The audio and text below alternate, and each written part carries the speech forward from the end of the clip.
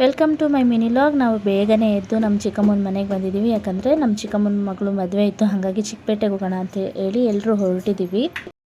ಇದು ತುಂಬಾ ಬೆಳ್ದಿಂಗ್ಳು ತಂದೋಳೆ ಚೆಂದುಳ್ಳಿ ಮನಸ್ಸೆಂಬು ಮೀನನ್ನ.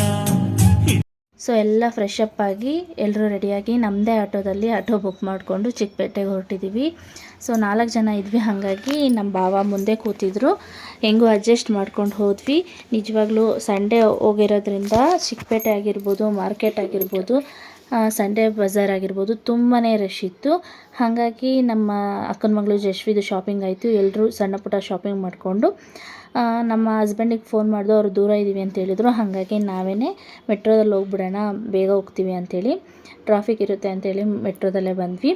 ಶಾಪಿಂಗ್ ಎಲ್ಲ ಮುಗಿಸ್ಕೊಂಡು ಮೆಟ್ರೋದಲ್ಲಿ ಮನೆಗೆ ಬಂದ್ವಿ. ನಮ್ಮ ಚಿಕ್ಕಮ್ಮ ಮಧ್ಯಾಹ್ನನೇ ಸಾಂಬಾರು ಮಾಡಿಟ್ಟಿದ್ರು, ಲೇಟ್ ಆಗುತ್ತೆ ಅಂಥೇಳಿ. ಹಾಗಾಗಿ ಮನೆಗೆ ಬಂದು ಊಟ ಮಾಡಿ ರೆಸ್ಟ್ ಮಾಡಿದ್ವಿ.